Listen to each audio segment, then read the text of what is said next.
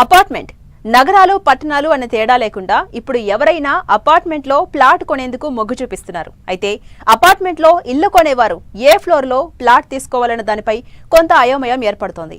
కింది ఫ్లోర్ లో కొనాలా లేక పై ఫ్లోర్స్ లో ఫ్లాట్ తీసుకోవాలా అన్న దానిపై సందేహాలు వస్తుంటున్నాయి. మరి వీటికి రియల్ ఎస్టేట్ రంగ నిపుణులు ఏం చెబుతున్నారో చూద్దాం.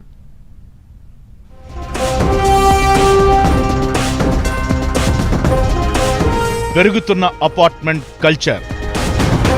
అపార్ట్మెంట్లో ఏ ఫ్లోర్లో ఫ్లాట్ కొనాలి, కింది ఫ్లోర్లో కొంటే అనుకూలతలేంటి, పై అంతస్తులో ఉంటే ప్రతికూలతలేంటి?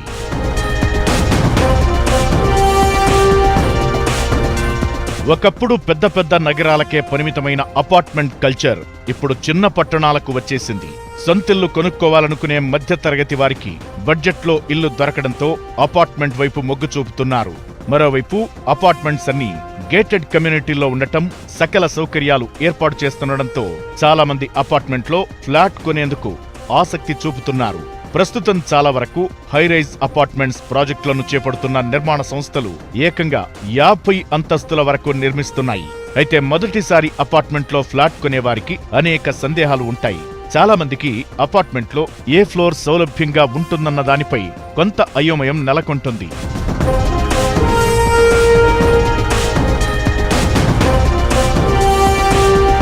ప్రధానంగా అపార్ట్మెంట్లో ఫ్లాట్ను కొనే ముందు ఆ ప్రాజెక్టు ఉన్న ప్రాంతం, పరిసరాలు, మౌలిక వసతులు, రవాణా సౌకర్యాలు వంటివి పరిశీలించాలని రియల్ ఎస్టేట్ రంగ నిపుణులు చెబుతున్నారు. ఇంటి బడ్జెట్తో పాటు భవిష్యత్తులో వృద్ధికి సంబంధించిన అవకాశాలను బేరీజు వేసుకోవాలి. ఇక ఏ అంతస్తులో ఫ్లాట్ కొనాలన్నది చాలా మందిలో మెదిలే ప్రశ్న. 5 నుంచి 10 అంతస్తుల్లోని అపార్ట్మెంట్స్ లో ఏ ఫ్లోర్ తీసుకోవాలన్నది తేల్చుకోవడం కష్టమంటే ఇప్పుడు 50 అంతస్తులకు పైన హైరైజ్డ్ అపార్ట్మెంట్స్ వెలుస్తున్నాయి. అపార్ట్మెంట్స్ లో అంతస్తుల ఎంపిక విషయంలో వారి అవసరాలు, కుటుంబ సభ్యుల ఇంట్రెస్ట్ ను బట్టి నిర్ణయం తీసుకోవాలని నిపుణులు సూచిస్తున్నారు. ఫ్లోర్స్ ఎంపిక సందర్భంగా ప్రతి దాంట్లోనూ సానుకూల, ప్రతికూల అంశాలు ఉన్నాయని చెబుతున్నారు. మీరు ఒక 20 years బ్యాక్ ట్రెండ్ చూస్తుంటే ఫస్ట్ కింద floors, first floor, second floor అలా ఫిల్ అయ్యేది. కానీ ఇప్పుడు మీరు ఆలోచిస్తే సెకండ్ ఫ్లోర్ తర్వాత ఎక్కడైనా సరే లిఫ్టే కదా తీసుకోవాల్సిందనేసి అని ఇప్పుడు మ్యాక్సిమం ఫస్ట్గా పోయేటి అన్ని టాప్ ఫ్లోర్స్ వెళ్ళిపోతున్నాయి. మీరు పెద్ద హై రైజర్స్లో వ్యూస్ కోసం కానీ లేకపోతే అవే ఫ్రమ్ నాయిస్, కింద జరిగే హంగులు లేకపోతే రోడ్ నాయిస్ ఇవన్నీ కోసం అవే కానీ. So one of the first preference is to go on high floors. ఏమవుతుందంటే జనరల్లీ యంగ్ పీపుల్ కూడా కొంటున్నారు కాబట్టి, young people are buying these apartments, the home buying age decrease అయింది కాబట్టి వాళ్ళంతా టాప్ ఫ్లోర్స్ని ప్రిఫర్ చేస్తున్నారు. కాంక్రీట్ జంగిల్లా కాకుండా శివార్లలో అపార్ట్మెంట్ చుట్టూ తగిన ఖాళీ స్థలం ఉండి చుట్టూ పచ్చదనం ఉంటే క్రింది అంతస్తులో కొనుగోలు చేయవచ్చు. క్రింది అంతస్తులో గాలి, వెలుతురు సమృద్ధిగా వస్తుందా లేదా అన్నది పరిశీలించుకోవాలి. ఇంట్లో పెద్దవాళ్లు ఉండి వారు ప్రతిసారి లిఫ్ట్ ఎక్కడం ఇబ్బంది అనుకుంటే క్రింది ఫ్లోర్స్ లో ఉండడమే మేలంటున్నారు నిపుణులు. క్రింది అంతస్తులో ఉంటే అపార్ట్మెంట్స్ కు వచ్చిపోయే వారి సందడితో కొంత ఇబ్బందిగా ఉంటుంది. అంతేకాకుండా క్రింది ఫ్లోర్స్ లో భద్రతాపరంగా కూడా ఇబ్బంది ఉండవచ్చని రియల్ రంగ నిపుణులు అంటున్నారు. తరచూ ఇల్లు మారేవారికి సామాగ్రి తరలించడం కింది అంతస్తులో సులువు కాబట్టి అలాంటి వారికి సౌలభ్యంగా ఉంటుందంటున్నారు నిపుణులు. కింది ఫ్లోర్స్ కూడా డిమాండ్ ఎందుకు ఉండదంటే చాలా మటుకు మీకు మార్టిగేజ్ క్లాస్లో తీసుకుంటే కింది ఫ్లోర్స్లో ఇస్తారు. సో అది లాస్ట్లో పోతాయి.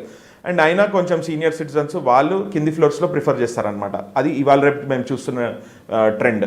ఇక కాస్త థ్రిల్ కోరుకునేవారు పై అంతస్తుల్లో కొనుక్కోవడం మేలంటున్నారు నిపుణులు. ప్రధానంగా పై ఫ్లోర్స్ లో ఉంటే గాలి, వెలుతురు కావలసినంత వస్తుంది.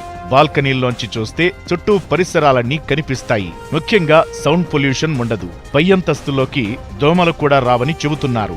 నగరమంతా కనిపించడంతో ఆహ్లాదకరంగా ఉంటుంది. పై అంతస్తులో ఉంటే మిగతా వారి రాకపోకలు తక్కువగా ఉండటంతో ప్రశాంత వాతావరణం ఉంటుంది. అంతేకాకుండా భద్రతాపరమైన సమస్యలు పెద్దగా ఎదురవ్వవు. పైగా పై అంతస్తుల్లో నివసించడం అంటే ఇప్పుడు హోదాగా భావిస్తున్నారు. అయితే పై అంతస్తుల్లోంచి ప్రతిసారి కిందకు రావాలంటే లిఫ్టుల్లోనే టైం గడిచిపోతుంది. అంతేకాకుండా అత్యవసర సమయాల్లో క్రిందికి రావాలంటే సమయం పడుతుంది. ఇలా అన్ని బేరీజు వేసుకున్నాక ఎటూ తేల్చుకోలేకపోతే మాత్రం మధ్య అంతస్తుల్లో ఫ్లాట్ కొనుక్కోవాలని రియల్ రంగ నిపుణులు సూచిస్తున్నారు.